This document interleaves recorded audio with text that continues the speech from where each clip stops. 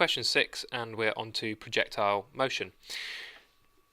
We're given some information here about sine alpha being 4/5. Now, whenever I see something like sine alpha equals something, I do like to set up a little triangle. So here we've got sine alpha is 4/5. So I know that if I draw that as a triangle, with this being alpha, the opposite side will be 4, the hypotenuse side will be 5. I know that's going to form a Pythagorean triple. 5 squared minus 4 squared square rooted is 3.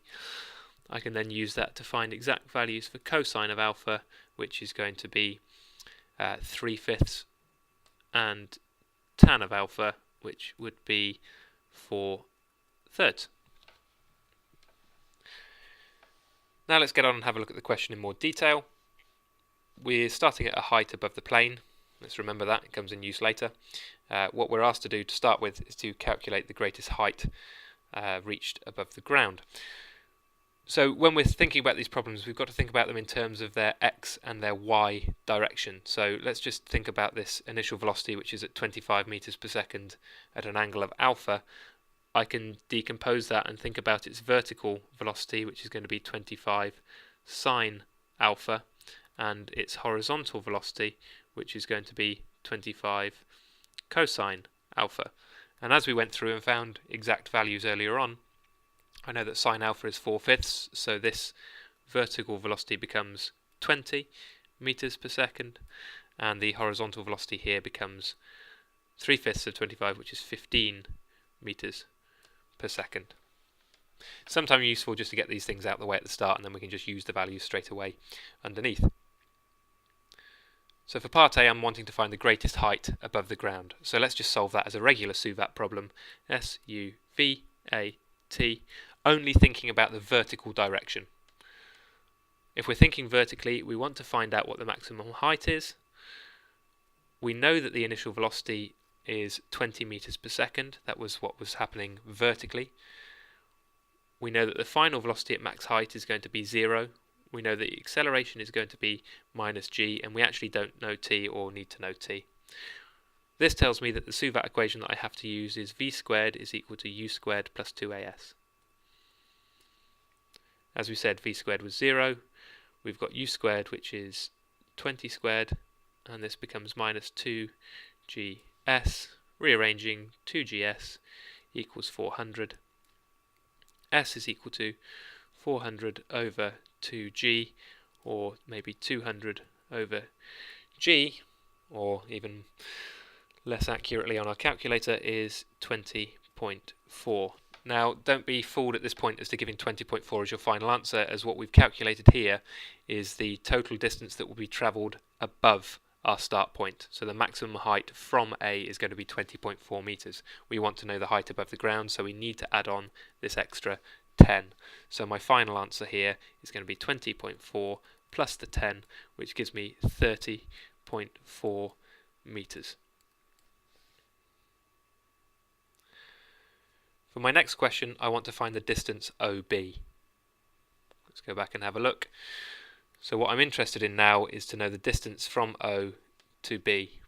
Now, I know that the velocity in this direction doesn't actually change. There's no acceleration horizontally, so this stays as 15 all the way through. So if I can work out the time value, I can then use that to calculate the range, the distance that's travelled horizontally. So what my goal is now is to find time.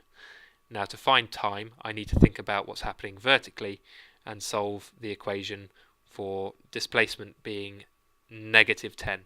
So when I've started from my point at A, I've travelled this distance, and the total vertical displacement is going to be minus 10 meters because I've finished 10 meters below where I started.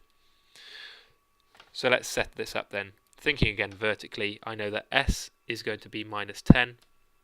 I know that my initial speed is 20. I don't know or need to know what v is. I know that the acceleration is minus g, and time is what I'm interested in this time. So my equation must be s equals ut plus a half at squared. It's the only equation that doesn't involve v. Substituting in my values, I've got minus 10 is equal to 20t minus a half gt squared. I'm going to multiply through by 2 and divide through by g. So I've got minus 20 over g is equal to 40 over gt minus t squared. Rearranging this, I've got t squared minus 40t over g minus 20 over g is equal to 0. You can at this point go into quadratic formula. I am not going to do that.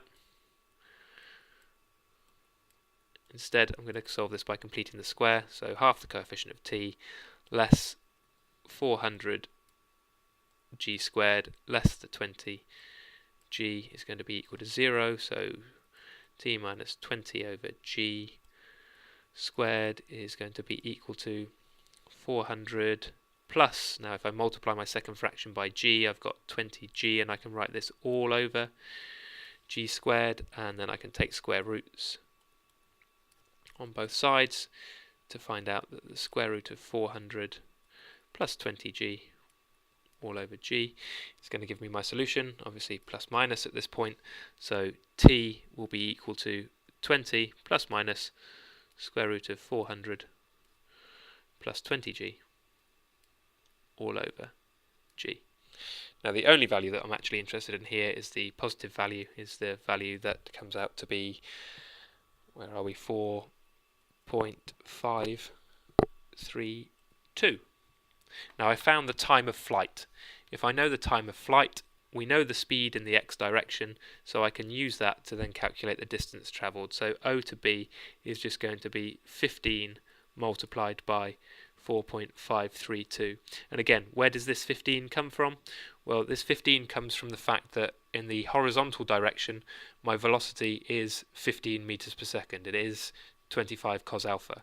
It doesn't change. There is no change to my horizontal velocity, so that's where that has come from. Finally, part C. We're interested in a point where P is travelling perpendicular to the direction of motion at P when it's at A. Well, what does that mean? When it's at A, it was at an angle of alpha. I'm interested in when it's travelling perpendicular to that. So what can I start thinking? Well, I can use the fact that the velocity horizontally at any time is always going to be 15. I can then also use the idea that if I know the horizontal velocity, if I knew the vertical velocity, then the angle that I would get in here would have to be alpha. Why is that? Well, let's think this through. If I've got a right-angled triangle where this is alpha and this is 90 degrees, then my angle in here is going to be 90 minus alpha. If I break this down into another right-angled triangle where this is 90 degrees and the angle here is going to be 90 minus alpha, then my angle in here is going to be 90 minus alpha, or put more simply, that is going to be the angle alpha. Why is this so useful to me?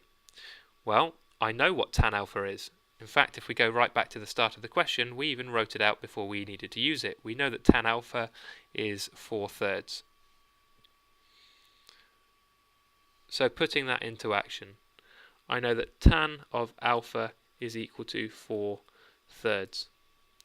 What else do I know? Well, in this case, the velocity here is something that I'm looking to find. This is going to be my velocity for y. How would I calculate the velocity for y? Well, using basic trigonometry, I would know that Vy would be equal to 15 divided by tan alpha. Or, as we've said, 15 divided by 4/3, which would be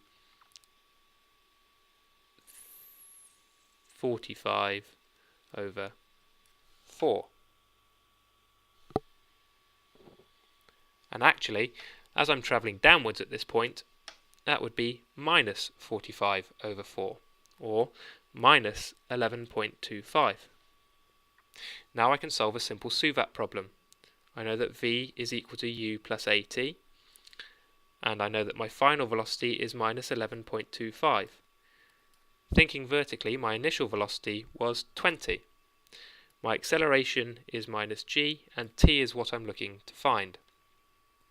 If I rearrange this, I find out that gt will be equal to 31.25, and dividing through by g, I get a value for t, which is 3.19 seconds.